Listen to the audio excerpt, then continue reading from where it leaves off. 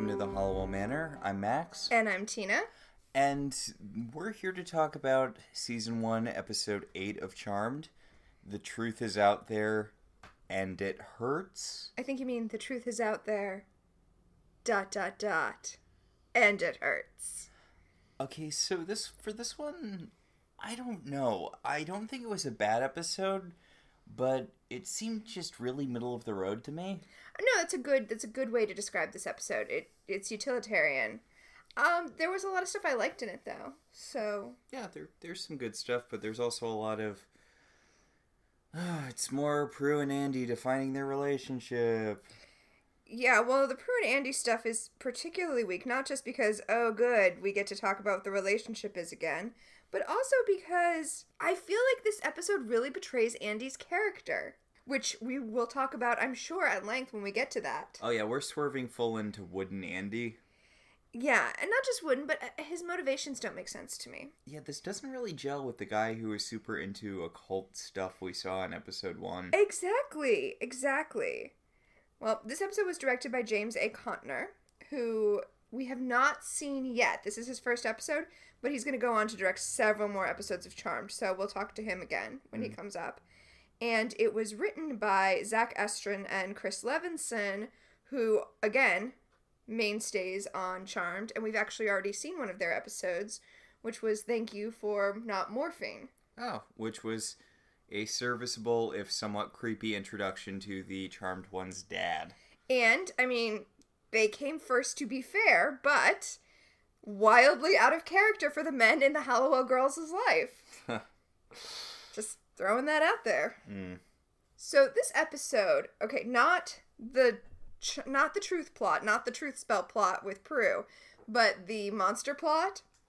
I just want to throw this out there before we start, is also the plot of the TV show, the Hulu television show Future Man. That is accurate. Yeah. It is about a demon who is going back in time, a warlock.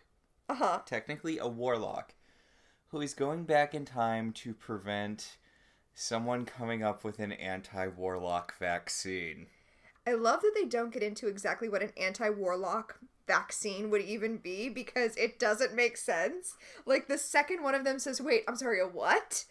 We just have to pause and have explanation for 20 minutes, and they don't have time for that in this episode, so they just say that and move on. Yeah, I feel like the demon is kind of the weak part of this episode. I mean, there could be a lot of things. They're preventing a plague that demons are working on that will, destroy the future or whatever. I mean, maybe that is what it is, because he really gives us very little information. Like, an anti-warlock vaccine is stupid. We've seen demons moving parts to further certain goals just to spread evil into the world. They could just be working on a regular-ass vaccine. Yeah. Also, this guy didn't need to be from the future. It seemed kind of unnecessary. It's very Terminator, right? I was going to say, it's very Chris. Oh. Yeah, we'll talk about that in a few years when we get there. This is Charmed first dipping its toes into time travel. Yeah, this is the first episode that has any time travel.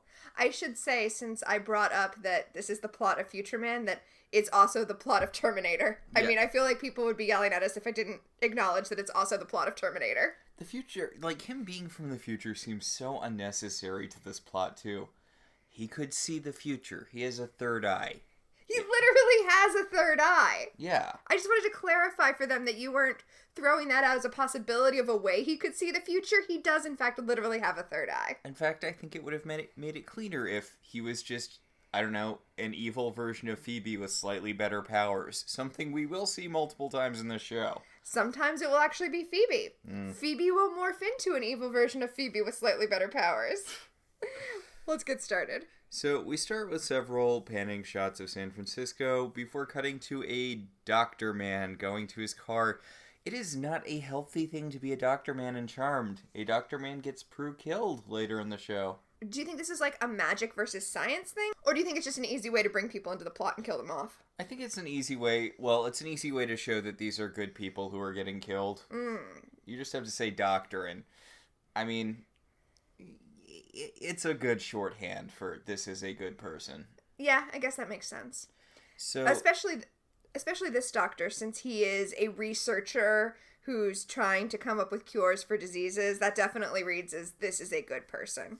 yes, this doctor man is going to his car when he is interrupted by a creepy guy who's getting all up in his personal space. This is a big episode for people who look kind of like other people. But actually aren't that person. Yeah. Yeah.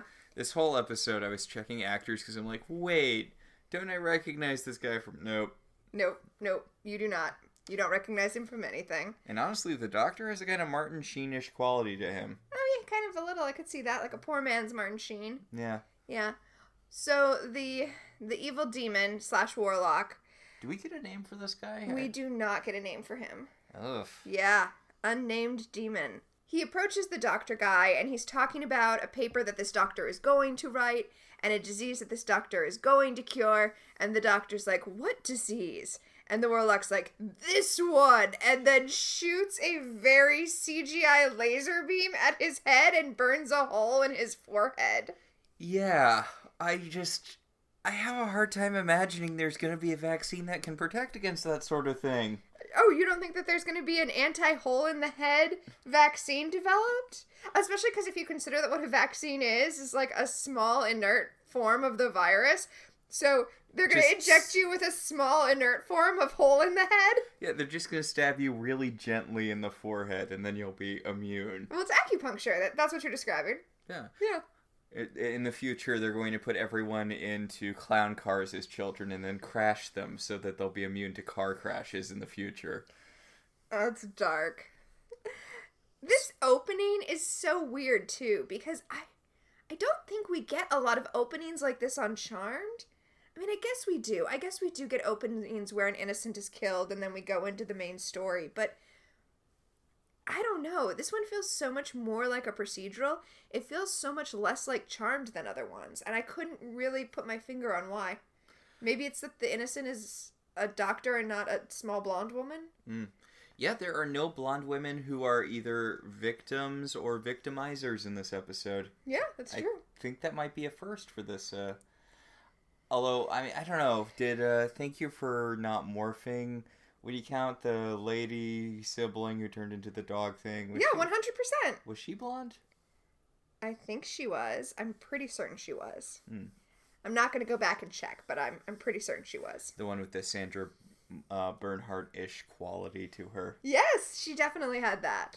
So we cut from the doctor being murdered in a parking lot to what I thought was a completely unconnected scene, but apparently not. The movie theater that parking lot is attached to, where the sisters are about to go see Love's Deadly Desire. I should have Googled if that's a real movie. Well, it says that it's a one-night-only movie. Yeah, but I assume that's because it's like a movie from the 1960s that's playing at an art house. It does not appear to be... I'm Googling it quickly now, and it does not appear to be a actual movie. It is an episode of Murder, She Wrote. But it is the name of an episode of Murder, She Wrote. So I now believe that this is like a theater where they air episodes of Murder, She Wrote, like Shadowcast style. Like a Shadowcast acts out the episodes of Murder, She Wrote in front of the screen, and they like all shout callbacks out. I mean, honestly, I'd go to that. That sounds like a lot of fun. Want that right now, actually. So, the sisters are going to see this movie together and... / possibly episode of Murder, She Wrote. / possible episode of Murder, She Wrote. And Phoebe is trying to divine the future using a magic 8-ball. Phoebe is really firing on all cylinders in this episode. I gotta get into her. This might be the best Phoebe episode. Definitely the best we've gotten so far. And it's cute, right? Like, she has a magic 8-ball, even though she has psychic powers.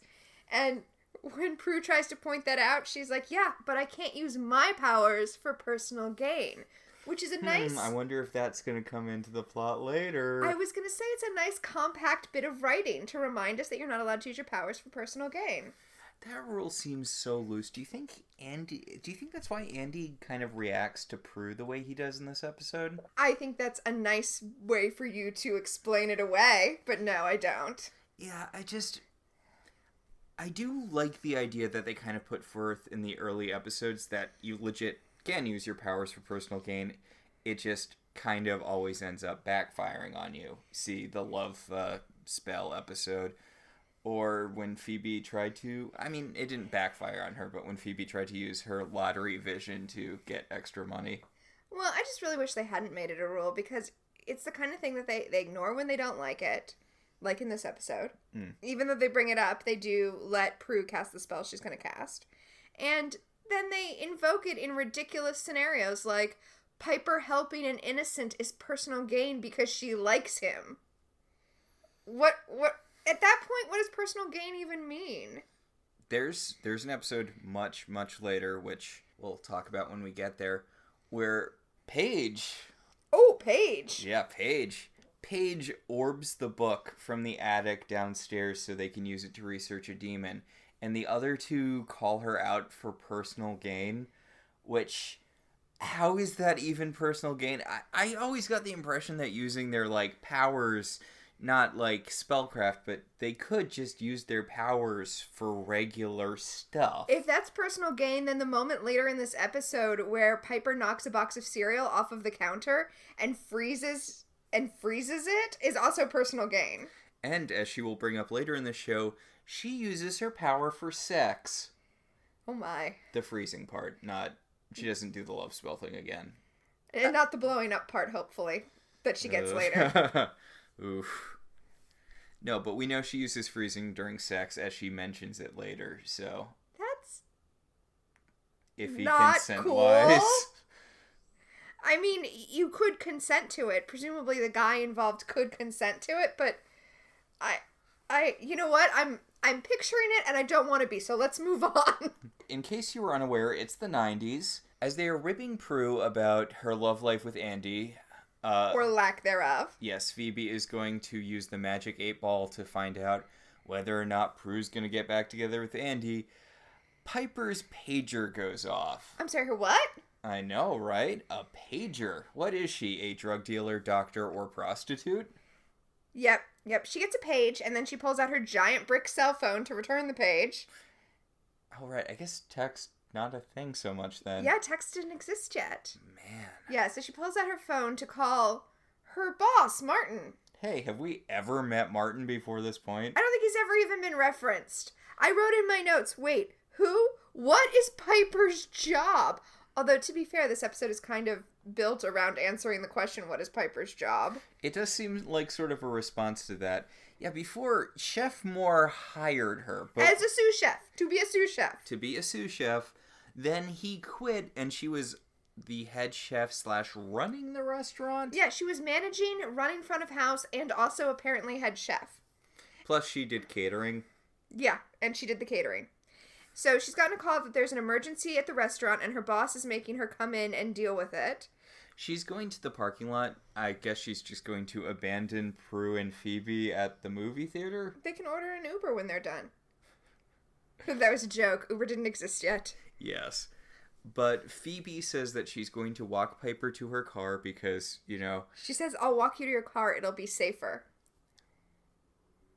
Piper has an active power, Phoebe. Piper is a witch. I know. Piper has... I mean, I guess Prue has the best power if you're being attacked, but Piper has a very solid power if you're being attacked. Yeah, I mean, I think Piper might even have a better power if you're being attacked. Yeah, as we've said before, Prue's power is offensive, Piper's is defensive. And Phoebe's is there. Phoebe's is theoretically preventative, although as we've seen up to this point, not so much. Yes.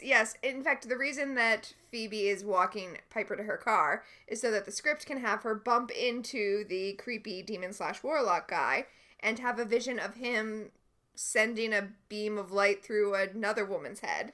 Yes, through a woman's head. Yes, through a woman's head. This is another episode where I feel like Phoebe's premonitions are kind of being a dick. It's not...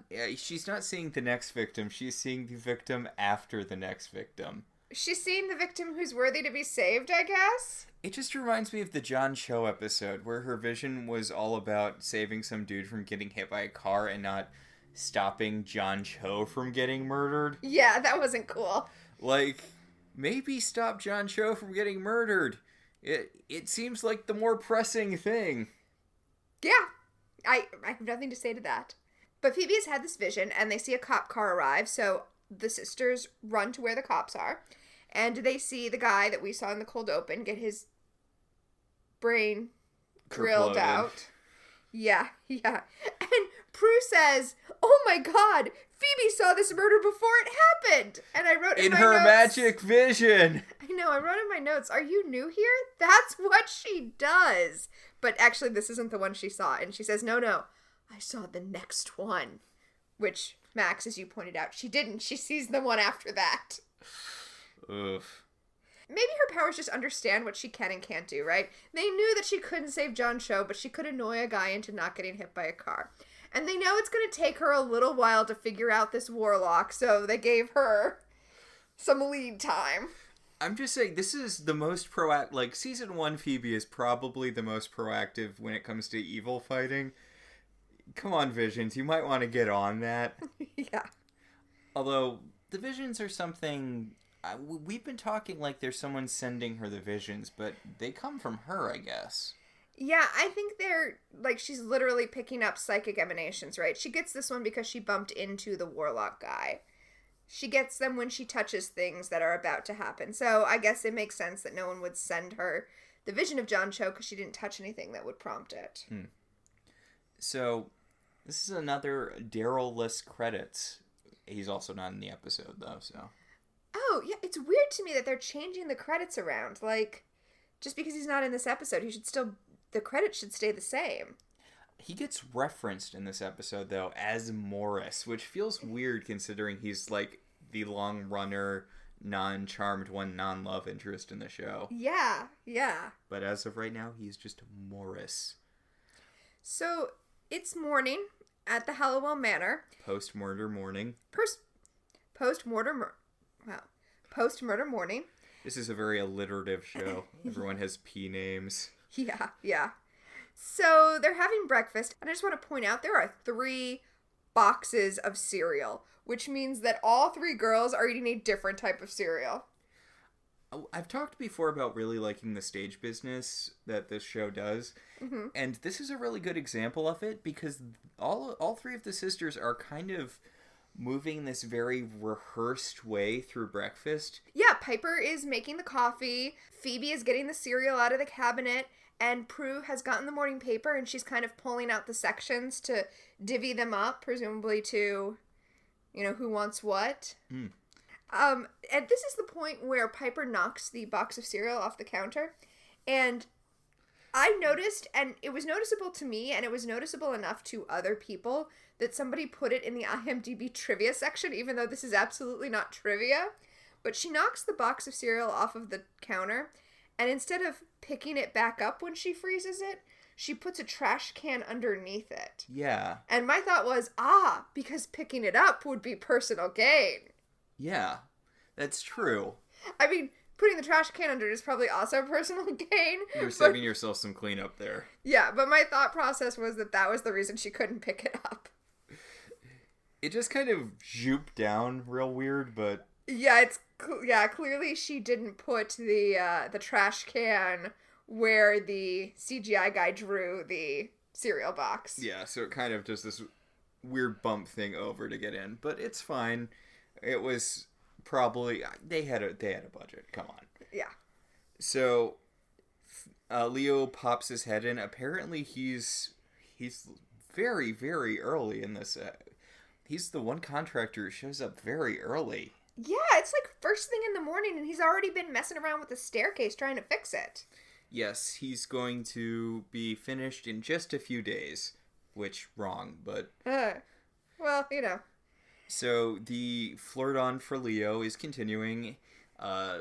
Piper's going to bring him some coffee, and Prue calls out Phoebe. I appreciate that. Prue tells Phoebe, hey, you're only interested in him because Piper wants him. So maybe stop being a brat. Yeah. Phoebe denies it, but come on, we all know it's the truth. Yeah. Sorry, Phoebe, but yeah. Instead, Phoebe just changes the subject and asks Prue if there's anything in the paper about the murders. And there is not. Also, Phoebe can't really describe the girl in her vision because she was just a bland girl with light brown hair. I honestly kind of thought it was Sabrina's friend from not her initial friend from high school, but her second, more annoying friend from, like, the second and third season of Sabrina the Teenage Witch. Yeah, the 90s version of Sabrina the Teenage Witch, not the Chilling Adventures of Sabrina. Yeah. I kind of thought it was her, but... No, it definitely looked like her, but it wasn't her. Yeah. Yeah. Phoebe describes her hair as lightish, which I like. That's what it was. Also, so I guess that clarifies that while the visions are in black and white for us, the viewer, for Phoebe, they are in color. Yeah, I mean, we knew that she knew the... Well, I was going to say she knew the color of the car that hit that guy in the Oh, yeah, she did. But she could also hold on her visions in that episode. Remember, she writes down the name of the warehouse the mobsters are in by holding on the vision she gets? Yes, she did that too. Maybe she just doesn't care about this girl as much as she cared about avenging John Cho's death. I don't know. Phoebe's pretty proactive in this episode. Yeah, I guess because this is early young Phoebe who cared about magic. Mm. Phoebe asks Prue if they can go ask Andy about this girl. And Prue says that now that she and Andy are broken up, it would be awkward to go ask him about the girl. So I guess, okay, Prue, since you would have to have an awkward conversation with your ex, I guess we'll just let this girl die then. Not to be fair, but it would be a little weird to go up to Andy and be like, so, Andy, anybody die in a really weird way recently? Although, God knows he talked about that shit all the time in the few dates we've seen them go on thus far into the series. Also, remember, they all showed up on the scene. It would make sense for them to, like, want to know what had happened. Andy has to be suspicious about how many murder scenes his girlfriend/ex-girlfriend and her sisters show up at. I wonder if he thinks that she's a vigilante or a serial killer. I mean, he definitely thought that they killed Javna. Yeah, he definitely did. It's the only explanation. So, up in the attic, Prue is looking through the Book of Shadows trying to find something about the demon. And she can't find anything about the demon, but the book keeps flipping itself to a truth spell. Oh my god, Grams is such a jackass. No, I wanted to bring that up because the show has not yet... Because we know, as viewers of the show, and some of our listeners might know as viewers of the show, but the show hasn't established yet that it is the ghost of their grandmother who is flipping those pages for them when the pages flip. So it's their grandmother who keeps flipping that book open to the truth spell to try to make Prue see it. And given that we know that Grams is not a huge fan of men or having men in your life as a witch, I can't help but wonder if she did that assuming that it would tank Prue's relationship with Andy. I mean... This is relying on a lot of knowledge of Grams that was definitely not in the show Bible yet. By the way, how much would you love the show Bible for Charmed? Oh my god, I would love to have the show Bible for Charmed. I wish they just released show Bibles after a show is done. I've been thinking about this for a while, especially because I've been listening to the Office Ladies podcast, which is a podcast that Jenna Fisher and Angela Kinsey do about being on The Office. And apparently, when The Office was over, Jenna Fisher stole the Office show Bible, so she has that at her house. And I was thinking, I mean, there are enough people like us who would want things like that. They should publish them and sell them. Yeah, after a show's done, I mean, why are you hiding it? Seriously, you could make... Shut up and take my money! Seriously. So, I don't think this sticks, but I do like the fact that the Book of Shadows in this episode is split into sections. We see Prue turn to a demon section and it flips back to a spell section. I don't think that the book is segmented like that later. It definitely is not. We're talking about the show Bible. You know, we could break down and buy the official Charmed Book of Shadows that they made. Ooh. That is a replica of the book they used, so it has all of the pages and everything. Huh. Intriguing. I wonder if Cole's page has the changes Phoebe made to it, where she just glued in all of those weird Sears pictures of Julian McMahon. It does. Somebody in a Reddit group that I'm on, a Reddit subgroup. What do they call them? Reddit subgroups or whatever? Subreddits? Yeah. Someone in the Charmed subreddit just got it and was posting pictures of the inside of it. And yes, it does have the Cole page. God. Yes. the Sears, it's not Sears, it's a photo booth. The photo booth pictures are in there, but they're not a separate thing that slips in there. They're just drawn in there. That makes sense. Yeah. The book's pricey, but probably not pricey enough to have, like, extras stuffed in there. Oh, I had this book when I was a kid. The Brian Frood Fairy book? No. Oh, sorry. The Brian Frood Fairy book has stuff like letters and things slipped into it, and it's the coolest thing ever. Sorry, which book did you have? It was a William Joyce book about Santa Claus. Uh-huh. That, it's about these kids who go to visit Santa Claus, and they get involved in this war. Santa War? With this, like, dark elf lady. Uh-huh. It's William Joyce books are beautiful. It was beautifully illustrated, but the thing about it was that it had all of these extra bits, like there are letters, and they're attached in the book.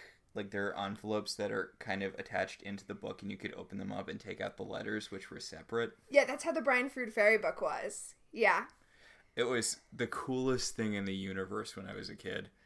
There should be more books like that. I'm sure I lost all of the letters, like, immediately, but... Oh, I was always paranoid with my books like that, so... But anyway, Quake, where Piper is doing 7 million people's jobs at once. Yeah, she's actually doing the bookkeeping, so, like, add that to another thing that she does. And she's doing the bookkeeping at the bar. She's also bartending. She is bartending and bookkeeping, and neither one of these things are her jobs. And the manager comes to yell at her... For the manager we haven't seen before now, I guess the owner. Yeah. The owner comes to yell at her for doing the bookkeeping at the bar instead of in her office, and she's like, "You took my office!"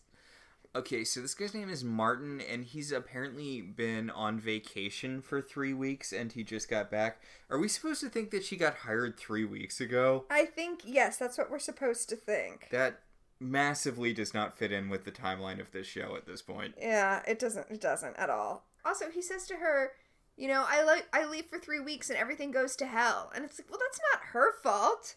That's the fault of the chef you hired who quit with no notice. Also, well, as we'll find out later, he's just having her do all of these jobs, so... I feel like...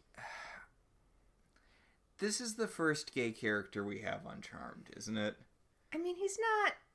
Explicitly gay. Yeah.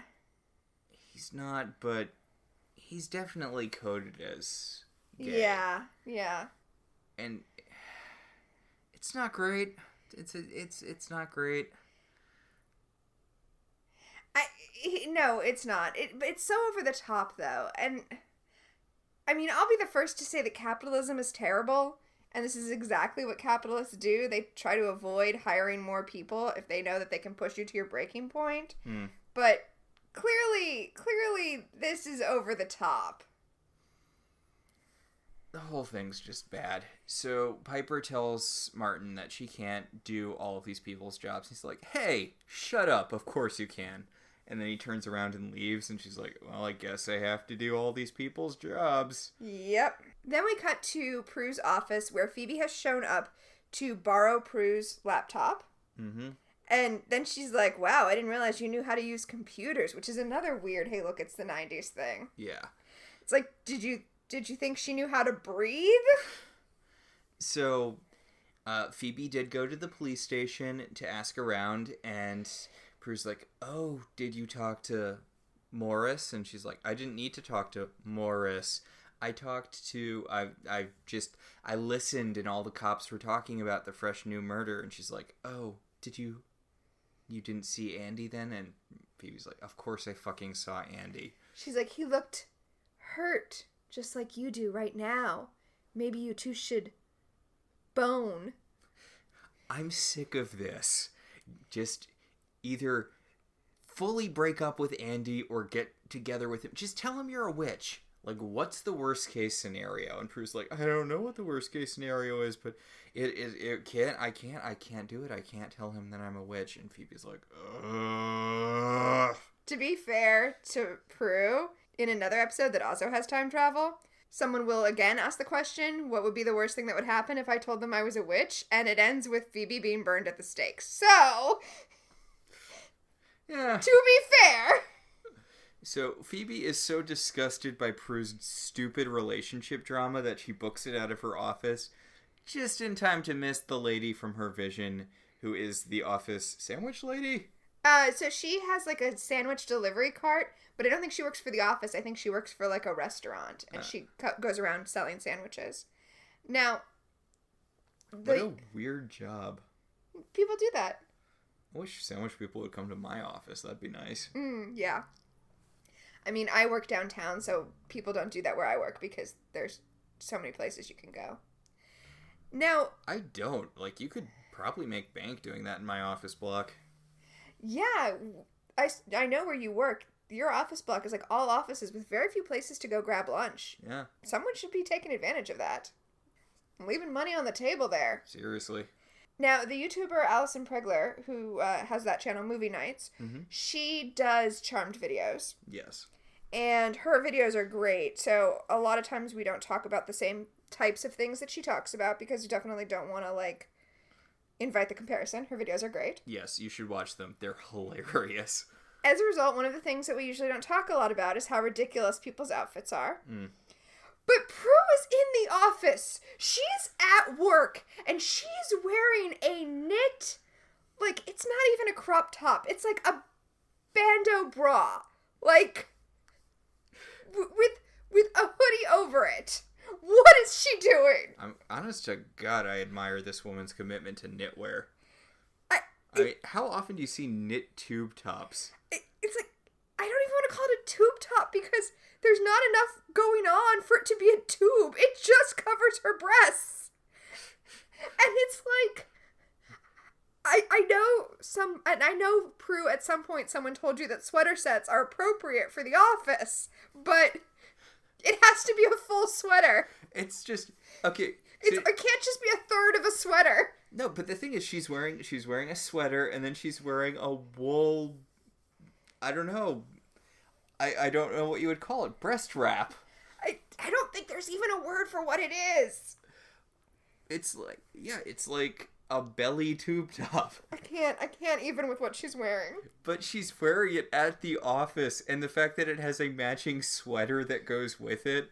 Which, by the way, is not really, it's not a cardigan, it's a hoodie, so it's already too casual for the office. Not to, like, harp on Buckland's dress code, but what are you doing, Prue? But then she goes home, changes into a different sweatshirt and tank top combination to cast the truth spell. Yeah, theoretically what she's wearing, what she changes into is more casual, but it covers more skin. But yes, she decides, alright, fuck it, I'm just gonna cast the truth spell.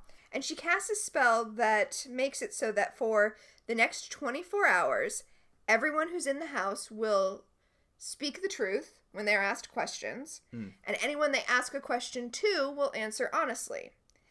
She thinks she's alone in the house, although I don't know why she thinks she's alone in the house. Seriously. But she is wrong.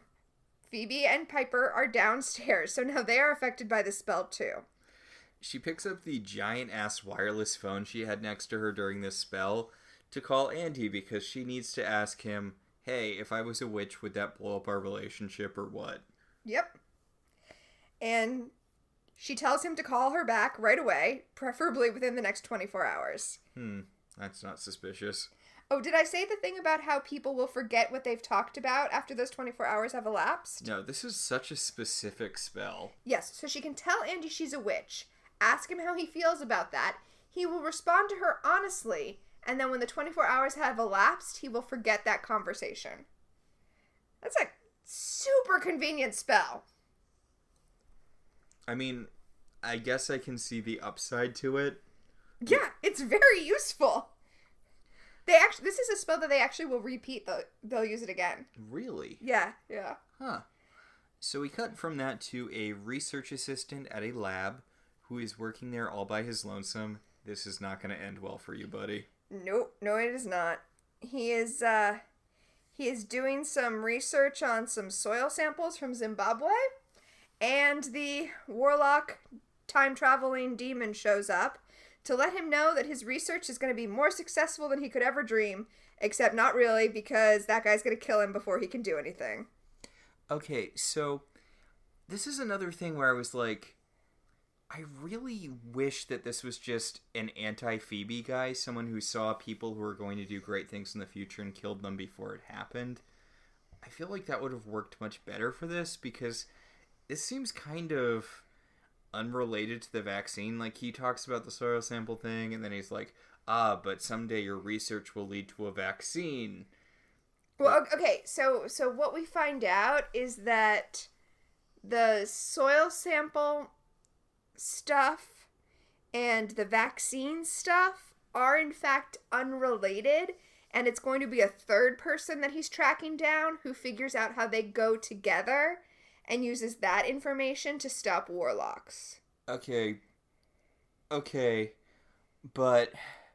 It's too complicated for as little exposition as it gets. Yeah, this seems like it's too complicated for no reason. It's not that complicated, but, I mean, it could have been simple. There was no reason for it to be. Yes, they're making it more complicated than it needs to be, and it doesn't feel fleshed out.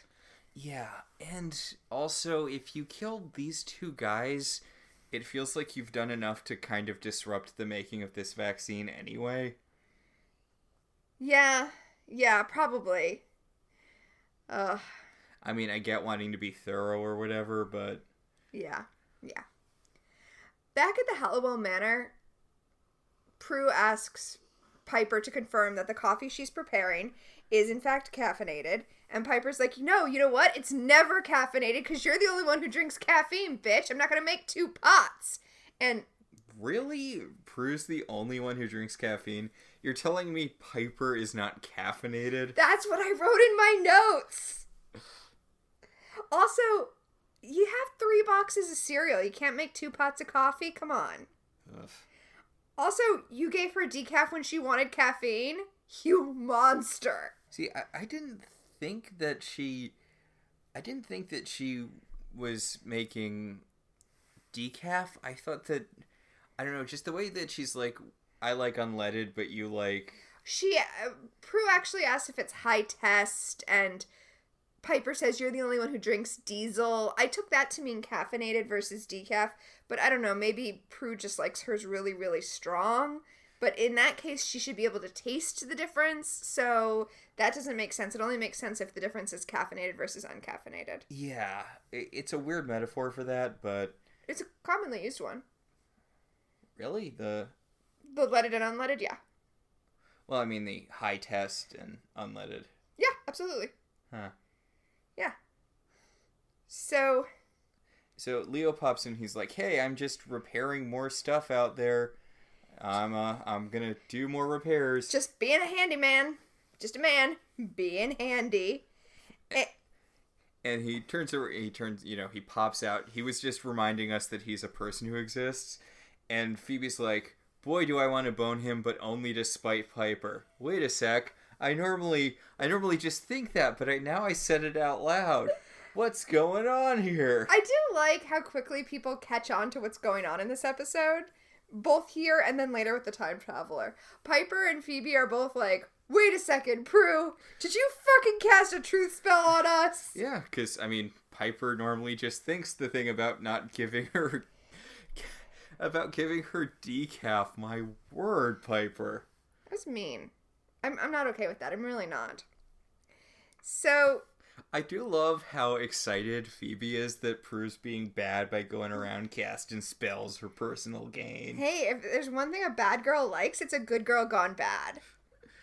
And Prue's like, you don't understand. I thought I was alone in the house, and, I didn't think other people would be affected by it. And Piper's like, well, I mean, you talked to us. We still would have been affected by the truth spell. And Prue's like, oh, that's true. Yeah. Huh. Well, whatever. It doesn't matter. The point is, the spell cat is out of the It's Happening bag. Speaking of Kit Watch 2020, Kit is not in this episode. I was gonna say. Yeah, there's no Kit in this episode. So, Piper's like, oh, okay, we can't leave the house. We can't lie. We have to tell everyone the truth. Why would that be part of the spell? Like... we can't interact with the world at large. And Phoebe's like, nah, go on, go to work and tell the boss how much he sucks. Well, here's the thing. It's not like these girls are the height of tact. I I don't know that the world is going to be that much different for them now that they're forced to tell the truth. And everyone forgets any new information they learned under the curse, which I think I do like that. It's a very specific caveat that they only forget the information they find out because of the spell. Yeah. So, let them just go about your day. It's gonna be fine. I mean, Andy's still probably going to lose some fairly large chunks of time, but... Whatever. He's probably used to it by now. Yeah, fuck you, Andy. Speaking of, Phoebe's like, ooh, and I actually really like this line. She gets very excited, and she says she knows how to find the girl now. And Piper asks her if she had a vision, and she says, no, an epiphany, and then runs out of the house. So, she goes straight to the police station, barges to Andy's desk, and just starts interrogating him. She interrupts him every time he tries to ask her a question. It's great. Every time he starts to be like, wait, I definitely shouldn't be telling you this stuff, she's like, all right, so who's dead? Who do you think did it? What are all your clues? And he tells her about the dead lab technician. Mm-hmm. And he tells her a thing that we saw, which is that the time-traveling warlock lost a button while he was in the lab. And he tells us what we don't know, which is that button is made out of an alloy that no one has ever seen before. And I started to write down, like, is that really what we're going to do with future alloys in the future? And then I realized, yeah, that's exactly what we're going to do. Yeah. So I took that back. It would be like the equivalent of if you traveled back to the Victorian era and you like, popped a plastic button. Yeah, I would totally mess with any Victorian people who weren't high on opium. Yes, or laudanum. So, I do love how she just keeps on interrupting him whenever he tries to ask a question, and then she's like, by the way, call Prue. Later, Tater. I like how he's completely beaten down by the end of the questioning. He's just like, okay, sure, whatever. And he is cowed, because as soon as she walks out, he immediately does, in fact, call Prue. Yeah, at her desk, which has a picture of her and Andy, someone who she very recently kind of broke up with. Or was broken up with by... Yeah, it's weird that she would keep that on her desk. I guess he only quasi-dumped her. No, he definitely, absolutely real-world dumped her. And she's very sad about it. Like, is this picture not making her sad to have around? Whatever. She has wind chimes on her desk. That's weird. Oh, I like the wind chimes. They're like mini wind chimes. Yeah, it seems like an appropriate desk toy. So the sandwich lady and Hannah both barge into Prue's office. And Hannah takes the last turkey sandwich. The sandwich girl, whose name is Tanya, says, I was saving that for Prue. And Tanya's like, well, I'm going to buy it. And Prue's like, why are you such a bitch? And Hannah's like, because it is my life's goal to destroy you and all you hold dear. And Prue has no follow-up questions to that. Well, I think she takes it figuratively, like, oh, this is my office rival, a woman I work with who doesn't like me, as opposed to the literal way she meant it, which is, I am a demon, and it is literally my mission that has been given to me by my leader to destroy you. Rex walks in, though, and he overhears this and is like, okay, well, women, what you gonna do, right? Let's go. And he, like, ushers Hannah out of the office very quickly, and Tanya quickly leaves behind them. And I have to point out, Hannah took the sandwich, didn't pay Tanya, and Tanya left before Prue got anything. That's true. Prue got no sandwiches out of this. I think that's kind of why I assumed that Tanya was, I don't know, some sort of sandwich delivery person for the office, like a gopher. No, she's clearly selling the sandwiches. There's a guy in my office, but he's a coworker, whose mom makes tamales, and sometimes he sells them in the office. But I feel like that's the closest I got to this sort of thing. It's a pretty normal thing.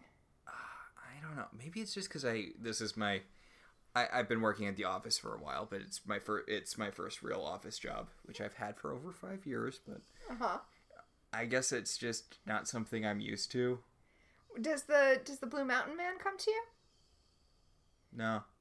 Who's the Blue Mountain Man? Oh, so Blue Mountain is like a Pacific Northwest brand of like snack food. It started off as just trail mix, but now it's all sorts of snack foods. Mm-hmm. And the people who sell that go from office to office around here. So you're not on his route? No, honest to God, I would love that. And it's kind of overpriced. I mean, sometimes food trucks, not at our new location, but at our old location, sometimes food trucks would come by. Uh-huh. But that was like a big thing. We get emails about it and stuff. There's not like a regular place. I mean, there's a Starbucks that's not too far away, but... I'm just so spoiled working downtown. I just really am. Yeah. Get any kind of food a stone's throw away from your office. Yeah, you really can. And there's like an amazing sushi restaurant in the office I work in. I mean, not in the building. In the office building I work in. Yeah. So, anyway, Rex and Hannah. Yeah, so Rex drags Hannah into his office and is like, why did you just tell Prue that we're demons who are trying to take her down? And Hannah's like, I don't know. Okay, why did it not even... occur to them that it might be magic? Right? Like, they know magic, right? I'm so confused. Well, speaking of things that will be running things for the rest of this show, magic people never seem to assume that magic could be involved whenever anyone starts acting weirdly or out of character. I don't have a lot of patience for that, I'll tell you the truth. Really, what all of Hannah's scenes sell me on is that she should have been the big bad for season 1. She's a much better bad than Rex. Yeah, Rex sucks. So he's like, say you're sorry, and she's like, I'm sorry. Then he has her light his cigar by blowing on it. Well, that's mostly so that we, the audience who are maybe not watching every episode, know that she's a demon. Meanwhile, Piper is doing so much work, you guys. Yeah, she's sitting in the sunroom at her house, but she's doing the books at home because Martin made her take the books home when she left Quake last night. But also, he's just called her and told her now she has to come in and work as a sous chef or front of house or something. I don't know. And Piper is distracted because Leo comes in with something on his shirt and is like, hey, can I take off my shirt in your house and, like, get it clean? Okay, so I sort of assumed that this was going to lead into Leo taking his shirt off because we've been watching Riverdale, and it seems like every situation in Riverdale leads to someone taking their shirt off. I was thinking that this was going to lead to Leo getting outed as a white lighter. Oh, yeah, that's still a long ways coming. It's so weird that everyone's under a truth spell and it doesn't come out that he's an angel. Spoiler alert, Leo's an angel. Yeah, or something like that. So Piper's like, oh, right, truth spell. Hey, Leo, you want a doink? And he's like, sure, I love doinking. I doinked your grandma once. And she's like, what? And he's like, don't worry about it.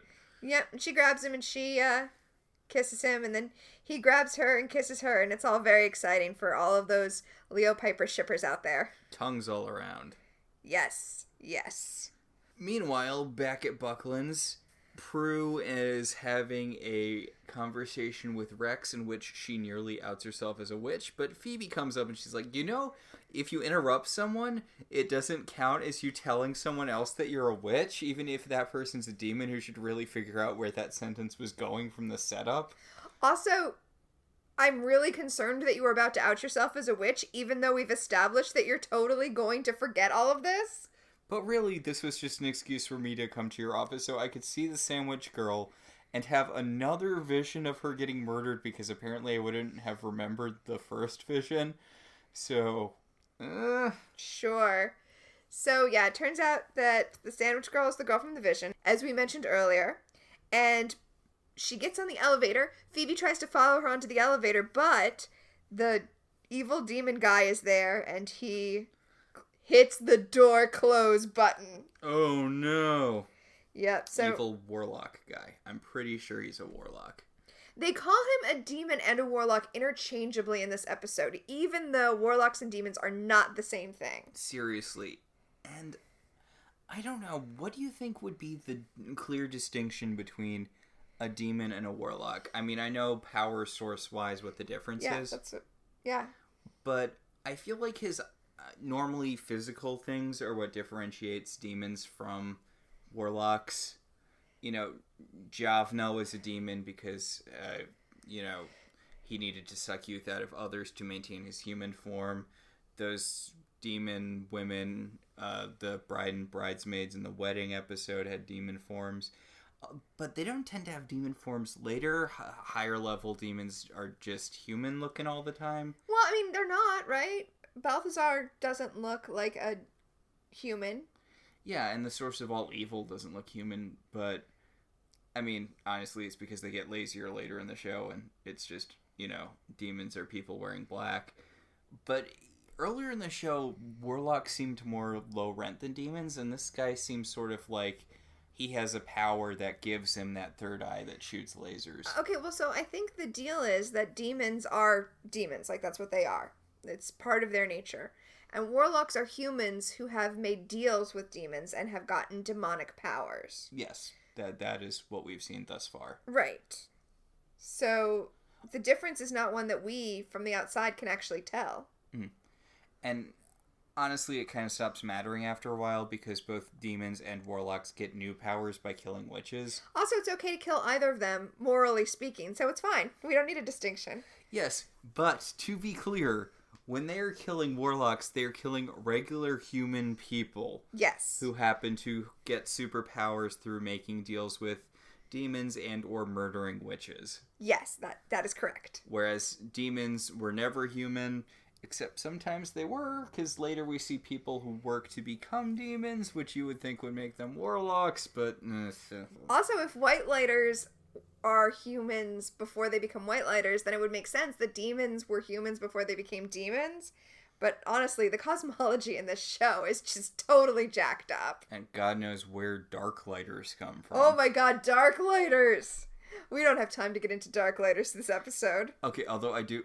No, you know what? I'll save it because I honestly I can't give New Charmed a lot of compliments, but I do genuinely like what they do with Dark Lighters in New Charmed.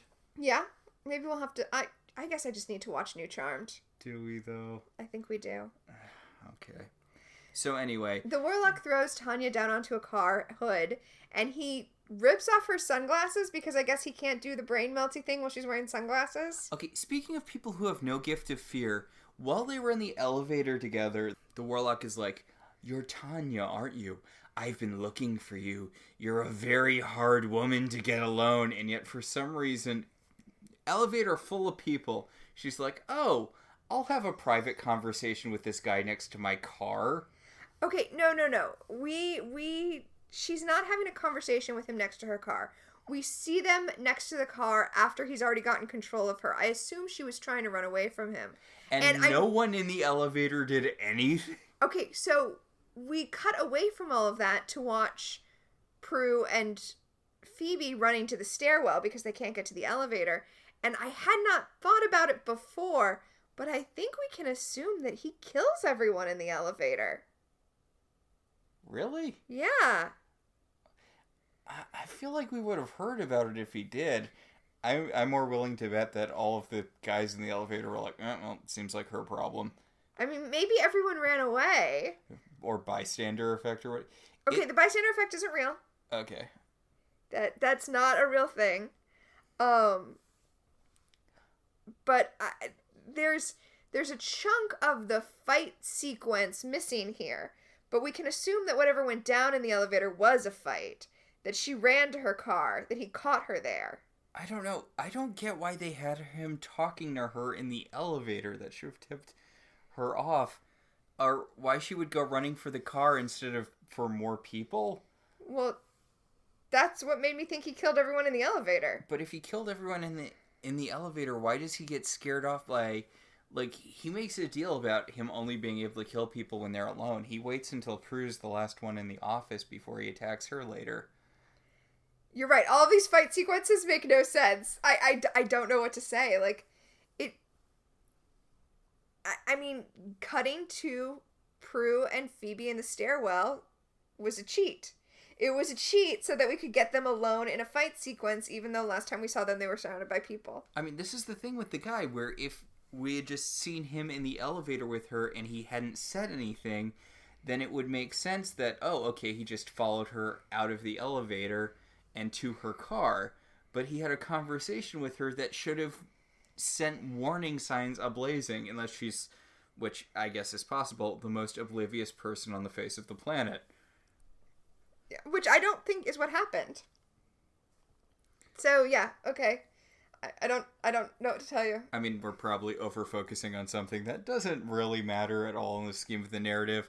Phoebe, I love it. Prue got some security guys, but before Prue and the security guys show up, Phoebe just picks up a bottle and smashes it over his head as he's eye-beaming her. Yeah, and it distracts him enough that he stops eye-beaming, and Prue shows up with the security guys, and like you said, he ran away. Like a big, scared, demonic bunny rabbit. Yeah, I mean, not to like harp on the way this episode was constructed, but my question was, why was he there? It seems like a big coincidence that he was at Prue's building when this is a girl that goes from building to building. And how did he know where she was going to be? Yeah, he talks about how hard it was to track her down. Yeah. Just throwing that out there, too. Also, shouldn't he know Rex and Hannah are like the demons? This seems like the worst place you could possibly try to catch her. I mean, I know they're all on Team Evil, I guess, but I feel like Rex and Hannah would be pissed that someone was freelance eviling on their property. Yeah. They've got their evil territory marked. Anyway, they save Tanya and they bring her back to the manor, and Tanya, for some reason, doesn't believe that demons exist. She's calling her husband to let him know that she's okay, which, why would he not think that you were okay? Right? Anyway, she also asks Phoebe what's going on, and because Phoebe's under a truce spell, Phoebe's like, oh, a demon. It was a demon, and you're in danger. So now you have to stay with me because I'm a witch. And Tanya's like, you're crazy. And Phoebe's like, did you not see the guy who had a third eye open in the middle of his forehead and then drill into your brain using lasers that shot out of that third eye? I mean, she's got a little burn on her forehead. I don't. And now Phoebe's having to convince her she's in danger. I feel like the danger is self-evident. She gives this weird speech because Tanya's like, I don't believe you, I'm leaving. And Phoebe's like, hey, I have visions of people I see that need help. And I saw you, and you need me, and you need my protection. So stay in my house and don't fucking tell anyone. And Tanya's like, oh, okay, I guess I believe you now. Why did you not believe her? A guy shot a goddamn laser beam into your forehead. I don't know. Back at Quake, Piper's gotten off the phone with, I don't know, either Phoebe or Prue, and has found out what happened. So she tells Martin she's got to go because she has a family emergency. And Martin's like, no, I'm your boss. And I said no. And Piper's like, why are you so terrible? Yeah, Piper's like, what the fuck, dude? You've got me doing, like, every job in the restaurant. He's like, yeah, that way I only have to pay you. And she's like, I can't do this many jobs. And he's like, but you are. And I only have to pay one person. So, yeah, you know what? I'm just going to keep forcing you to do all this, and you're going to keep doing it because that's the kind of suck-up pushover you are. He also says that they lost a sous chef, and so she needs to stay in sous chef for a while, which you'll remember is the thing that she was actually hired to do. And I wrote in my notes, why don't you hire a new sous chef, and then when Piper storms off, he can do everything. And then I thought, oh, I guess that's what this guy does, and that's exactly what happened. Yeah, we know what drove Chef Moore out now, so... Yeah, maybe we've been too hard on Chef Moore. Maybe everything makes sense now. So, the Demon guy goes back into the building. He goes back into Buckland's to follow Prue and kill her, but then he sees Inspector Andy in her office and he's like, oh, I can't kill this incredibly powerful witch if some dude is in her office. Also, he presumably walked past the security guards that Prue originally brought after him. Why did they not, they didn't chase him at all? Like, they just let him run away after he stopped shooting laser beams at that lady? You know, Max, none of this was bothering me when I was watching the episode the first time. I'm sorry. Honest to God, none of this was bothering me that much either, but it's just going over it. He's by far the weakest part of this episode. And I thought the weakest part of the episode was the rehash of Prue and Andy's stuff. No, it's true. The logic of, like, if you just go with it, if you just go with what's happening, it's fine. But you're right. If you stop to think about it for a second, if you stop for a second to think about what exactly is his plan, how exactly does this anti-warlock vaccine work, or how exactly is he getting where he needs to get time travel-wise, like, whenever you think about things, it's like, that doesn't make sense. Which is always a pitfall with time travel stories, I'll tell you. Well, I mean, I feel like, honest to God, like a couple of rewrites would have made this so much better. Yeah, I think that's true with all time travel stories all the time, everywhere, though. I mean, I feel like cutting the time travel aspect out of the story altogether would have made it work better, but... Yeah, that definitely would have helped. It's true. It's true. But he is scared away, so that's something. Yeah. Meanwhile, in Prue's office, she's talking to Inspector Andy, and she tells him that she is a witch, and asks him how he feels about it. And he's not sure how he feels about it, especially since all of her sisters are witches, and also all of her children, if they're female, will also be witches. Yeah, she says if they're male, they will be mortal. Which we know is not true. Which is aggressively not true. But whatever. Why does she think that? I think that might have been what they were saying at this point in the story before, Wyatt came along. Yeah, I guess. I mean, the only time we see... Yeah, I guess Wyatt is the first male Halliwell to be born in generations. Yeah, and we haven't seen any male witches at this point. Mm. Yeah. Actually, we haven't seen any half-mortal, half-witch... Oh, that's true, we haven't. Men. Yes. Obviously, the sisters are half-mortal. Yes. You know, I think all of Grams's husbands were mortal, weren't they? Well, I mean, at this point, they're still saying that only women are witches, so all witches are half-mortal. Yeah. Huh. You know, it's another thing that wasn't all fleshed out at this point, but at least this one will get fleshed out. Yeah. And Andy has this weird non-reaction to it where he's like... Have you tried not being a witch? Yeah, he doesn't seem surprised that witches exist. He doesn't seem all that freaked out that she has powers. He's just like, huh, I don't know, Prue. I don't know about this witch thing. I don't know. I'm not sure I could be in a relationship with a witch. And she's like, for any particular reason? He's like, why don't you give me a 24-hour window to think about this? And she's like, She's like, you can have 12 because that's how long I cast the spell for. Also, as I said at the beginning, Andy was the one who was on board with the concept of witches earlier. Ever since the Dream Sorcerer episode, I feel like he's kind of known. And to act now like he's so surprised and he doesn't know how to respond, like this isn't a thing that's at least occurred to him before, seems like a betrayal of the intelligence of Inspector Andy. And, well, the thing is, it doesn't really seem like he's surprised so much as mildly perturbed by the fact that she's a witch. And not just that she's a witch, but... That witches exist? No, mildly perturbed at the thought that his children will be witches if he marries her.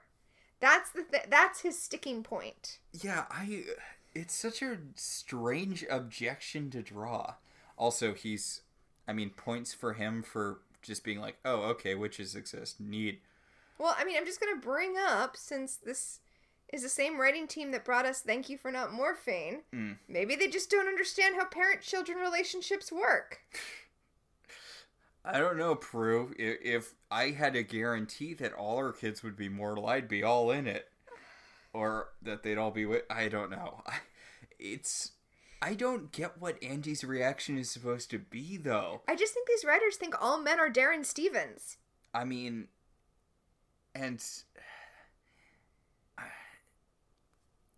Early on, we talked a lot about how much we didn't really remember Andy... About how Andy was this, like... Nothing burger? Yeah, but how that didn't seem to be the case in the first few episodes, how he was all energetic and engaged, and he was a high point of it seems too early to be saying this, but he was a high point of the early episodes. They managed to disengage us. He's just... It's like he's a ball of wax. Like, he's having no reactions. I don't know what his emotional state is supposed to be. And it doesn't work. Like, he should be angry or upset, or he should be having a more visceral reaction to this. Yes, or be okay with it, which is what I think he should be. Yeah. But, I mean, then there would be... No conflict? I would be fine with there being no conflict in the Prue-Andy relationship, because I'm really sick of defining the Prue-Andy relationship. Or, even if Andy was okay with it and Prue was like, oh... I was just using that as an excuse because I don't know what my feelings towards Andy are. It would be more of the stupid defining the relationship thing, but at least it would make sense. Just bring him into the secret. Ugh. I mean, that's the problem with shows that run off these kind of secrets anyway. It is. It really is. Like, at some point, it's just an extra unnecessary thing. So back at the Halliwell Manor, Tanya is flipping through the Book of Shadows, trying to see the demon that attacked her, since, they can't find the demon. Way to not be helpful at all, Grams. Well, the demon isn't in the Book of Shadows, because the demon is from the future. Right. Yeah. Okay, point. Solid point. So, Phoebe reaches out towards Tanya, and she has a vision and realizes what Tanya doesn't know, which is that she is pregnant. And it is not her who is going to come up with the anti-warlock vaccine, but in fact her child. This episode was written by men, wasn't it? Let me tell you, I put in my notes, I'm not a super fan of the idea that that there are two male scientists being hunted and a woman whose value is the child that she bears. I recognize that this is also the plot of Terminator, where I am somehow much more okay with it. I don't know why. Well, maybe because Sarah Connor is kick-ass and awesome. Yeah, I was about to say, because Sarah Connor did 7 billion chin-ups and then shoved a robot into a vat of acid. Well, that happens in Terminator 2. Ah. In Terminator 1, she's mostly just running around, and then she has sex with the guy from the future, who impregnates her. I know. He's lucky that didn't end up being a long-shot Shatterstar situation. Where? Oh. Okay. So, this is one of the weirder X-Men things. Uh-huh. Alright. So... Is it an Ouroboros situation? Yes. Longshot is a clone of Shatterstar. Right. Shatterstar is Longshot's son with Dazzler. Okay. Yeah. So... Well, this is even weirder. Okay? Because... Weirder than being a clone of your own child? Yes. I'm going to say it is weirder than being a clone of your own child. Okay? It's weirder because John Connor knew that Reese was his father when he sent him back in time to impregnate his mother. Like, he already knew what was up. That is pretty weird. Yeah, that's what I'm saying. Also, I know I said earlier that time travel stories basically always need a second draft. Mm-hmm. Terminator is a great time travel story. Maybe this episode would be better if it wasn't making me think of better time travel stories. Maybe it would be better if it wasn't a time travel story. It's such an unnecessary element. Yeah. Well, anyway, Phoebe runs off into the kitchen and drags Piper with her so that she can be like, oh, it turns out that the value of this woman is that she's pregnant. Okay, I do love that Phoebe pulls Piper into the kitchen and she's like, she's carrying, and Piper's like, a gun? I mean... She's carrying is a weird way to phrase that. It is a weird way to say it. Although I just saw someone on the internet talking about their sister being pregnant and referred to her as falling pregnant. My sister fell pregnant. This was that girl who was the worst person on the face of the planet, right? Today. Yes. The worst person today in the Am I the Asshole subreddit. Yes, she's upset because she was hounding her sister to tell her what gender the baby was, and the sister's like, it's a girl. She just said it to shut her up, though. So she bought a bunch of girl-specific things for the baby, even though the sister asked her not to, and then got mad when the sister had a boy. Yep. Yep, that was what happened. And now she refuses to see the sister or the baby because she's the worst person on earth. Hey, I'm saying the sister dodged a bullet with her asshole sister not wanting to see her. Seriously. But Phoebe is on the ball. She's like, okay, got it. Button from the future. He's hunting this woman who is pregnant. He is from the future. I am there. I'm time travel. Terminator 2 came out like last week. I'm just saying, she jumps on the I understand time travel bus super fast. I'm excited about it. I mean, for such a middle of the road, possibly leaning towards bad episode, Phoebe is firing on all goddamn cylinders. Yeah. Also, as much as there are obnoxious things in this episode, I think that the forced to tell the truth conceit, well, it could be kind of hacky and it could be kind of groan-inducing, is well used in this episode. For instance, in the next scene, where Hannah comes into Prue's office to apologize, and Prue's like, are you really sorry? And Hannah's like, no, I fucking hate you! And then just runs away. Honestly, I wish this actress was in more stuff. She's hilarious in this. Are you saying that you want to watch Swiped? I do not want to watch Swiped.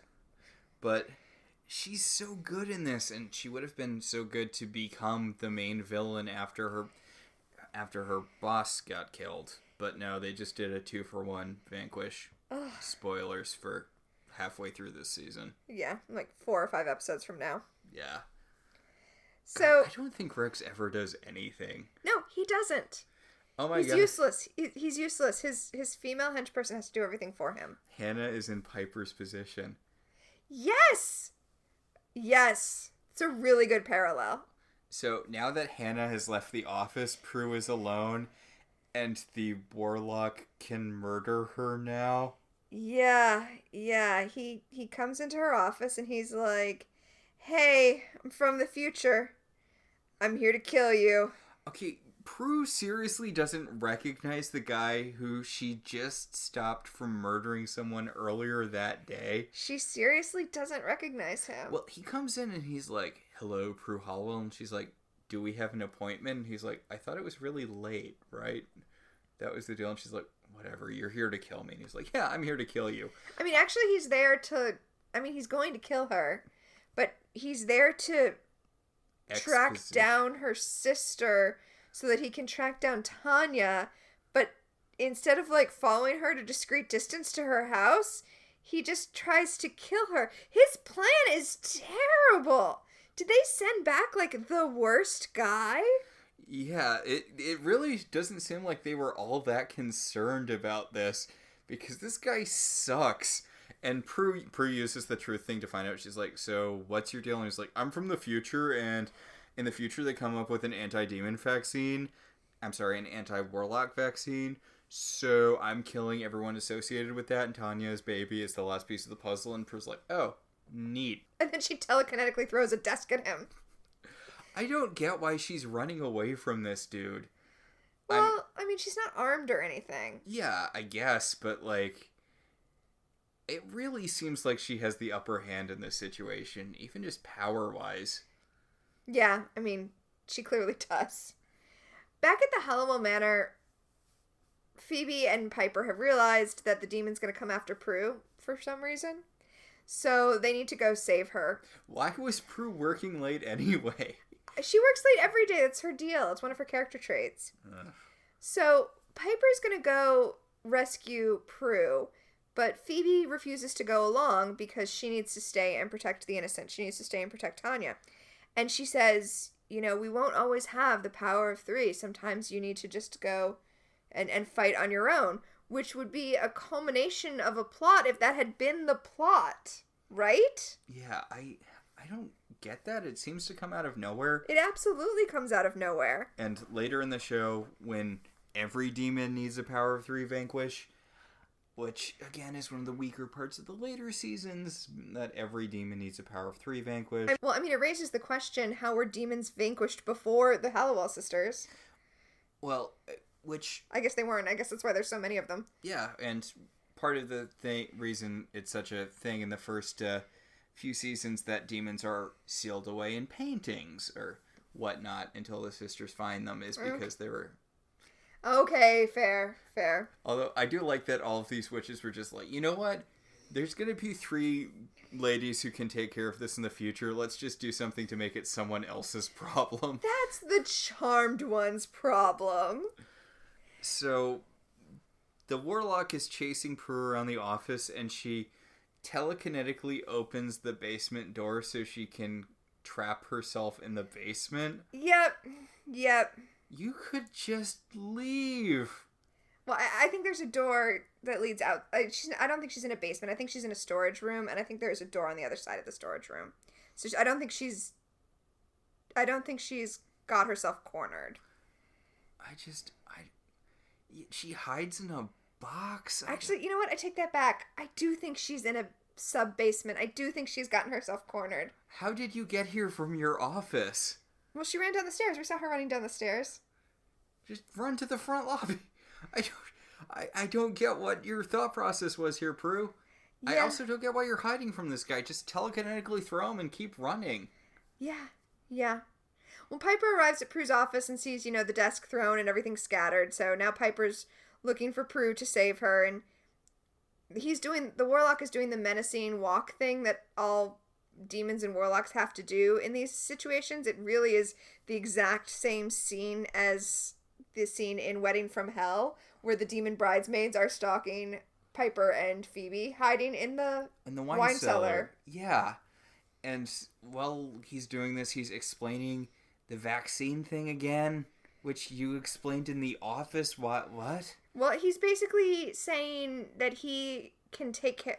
He's basically saying that he has 9 months to track down Tanya, so he doesn't care. And he's going to kill Prue right now, so he wins. You know what it feels like to me? It feels like a less effective, because it doesn't make sense if you think about it for a second. It seems like a less effective version of the thing with Buffy, where Buffy has to be lucky every time, and a vampire only needs to be lucky once. Mm-hmm. It feels like he's trying to say something like that, but it doesn't work. It really doesn't. And he finds her hiding behind a box, and she's like, oh no, I ran out of telekinesis points. I don't know. He grabs her by the throat, and he, is holding her up, and then... Okay, I fucking love Piper in this scene. She's so, matter of fact. She freezes the warlock. She just handily grabs a crowbar off a box, pries his hand off Prue's throat, and she's like, okay, so why don't you use this to stab him to death? And Prue's like, no, you use it to stab him to death. And then he unfreezes, and they both stab him to death. I like that neither of them wants to do the gross work of actually stabbing him. And then they just do it together. They stab him in the third eye, and then a time worm appears out of nowhere and sucks him up. A time vortex. Yeah, a time vortex comes and sucks him away, and Prue comments, I love when they clean up after themselves. Which is all of the time. They all do. Yeah, I don't think we've ever seen the girls have to clean up any messes. I do like in Buffy when sometimes there's just a demon corpse and they have to bury it because not everything is a vampire. Yes. So now that the demon threat has been eradicated, Prue goes back to Andy's apartment to ask him in the few minutes that they have left in the spell if he's thought about it and decided that he's okay with her being a witch. And he's like, okay, well, no, I'm not. I'm not okay with you being a witch. Which, there's no point in retreading it. We've covered in detail how little sense that makes. Seriously. But he tells her that, and then the time clicks over, and now he forgets everything he said to her in the last 24 hours. And she's like, okay, well, I'm just going to make sad eyes at you and go home then. Which, shouldn't he have more questions? They broke up, yesterday, and she's suddenly at his apartment for no reason. I think he remembers that they've had conversations. It's just he can't recall what any of them actually were. I guess I could see that. She kisses him, And then she wanders off into his hallway to be sad by herself. She does the sad Charlie Brown walk away. Poor sad Prue. You can't be with the man of cardboard. You just can't. Meanwhile, Piper has to quit all over again because her boss forgot that she quit. Yes. At Quake, her boss forgot that she quit. It's kind of great because they're just hanging out at Quake, Phoebe and Piper, and Phoebe notes how much the service has gone down since Piper stopped doing everything there. Also, it's funny that Piper apparently forgot that Martin was going to remember that she quit, but still decided to go have dinner there. She's like, I just quit here this afternoon, and it's where I'm going to go have dinner tonight. But Martin comes and yells at her to get in the kitchen and get to work, and she goes back and tells him, no, you're an asshole, and I'm not going to do this, and you're going to actually hire somebody to manage the restaurant, actually hire someone to do front of house, and I will cook, since that's the job that you hired me for. And then, he does that asshole guy thing where he's like, well, why didn't you just say so? And, they never found his body. Hate him. Hate him so much. So she's still working there then, right? Yeah, so she's just the chef. Honestly, the show put this plotline in so we would stop saying, what is Piper's job at Quake? Yeah. This whole thing... I'm aware that this, or I'm given to understand that this is something women have to deal with in the workplace. I mean, it's cartoonish. It's over the top. Yeah. So she bumps into Leo, and Leo doesn't remember the fact that they made out. Okay, that's not a truth thing. He should remember that they made out. Well, she asked him if he wanted to make out, and he was like, yeah. So I guess it's covered under the umbrella of things that came about because of the truth spell. Well, actually, if I can throw a Xander as a hyena thing in here. Leo's a white lighter. He almost certainly remembers everything anyway. Because I bet that doesn't work on him. Which means that he's just flat out lying about not remembering. He's like, shit, what would a mortal guy remember in this situation? Nothing, right? Like... Also, remember, he's not supposed to be making out with Piper, so he's probably like, no, I definitely don't remember putting my tongue down your throat. Can't get in trouble if I'm lying to the supreme beings of the universe about this sort of thing. I mean, that is how he seems to function. I can't wait until we fall into the regular pattern with Leo. It's been really interesting seeing the girls not have to rely on Leo to the insane degree they will rely on him in the future of this show. Yeah, just having him be like background eye candy instead. It's neat. Yeah. So, last conversation, Prue sits down with Phoebe and tells her that, she cast the spell, and even though she didn't get the answer she wanted, she's glad she did it because now she knows the truth, and the truth is that she can't be with Andy. And then we sadly drift into credits. Boy, talking about this episode did it no favors. I definitely came out of this episode liking it less than I did when we were watching it. But, again, when we were watching it, I felt like this was a middle-of-the-road episode. I didn't have any serious issues with it one way or the other. Yeah, so just don't worry about what the Warlock's plan is, and just enjoy the comedy that comes with the truth spell. That's the way to watch this episode. And, again, it's a great episode for Phoebe. Yes. And you know what? We're going to reach a point where Phoebe's not going to get a lot of good episodes, so we should enjoy them while we have them. Yes. Speaking of Phoebe, I think it's about time for us to awaken our own power of 3. Ooh, you mean our segments? Yes, our segments. For our first segment, Premonitions, we look into the future and see which of these actors will become famous or noteworthy. And the answer is, much like Phoebe in certain episodes, there are no premonitions this episode. Okay. Phoebe has premonitions. She has premonitions of the Warlock sending his eye lasers into people. I meant in some episodes Phoebe has no premonitions. Oh, okay. Yeah. So actually, this isn't a real one, but I just wanted to say it anyway so that we would have something to say in this segment. Mm-hmm. The Warlock. Yes. Is played by a man named Brad Greenquist, and he has 99 credited roles on IMDb. Wow. And he has played the bad guy in a single episode of every procedural that has ever existed. So if he looks familiar to you, it is almost certainly because you saw him being a one-shot bad guy on Bones, or a one-shot bad guy on ER, or a one-shot bad guy on Grimm, or a one-shot bad guy on The Lone Ranger, or a one-shot bad guy on Ringer, the Sarah Michelle Gellar series where she played herself and her own evil twin. Or on, quite possibly, the best show ever, CSI Miami. Yeah, because I definitely recognize this guy.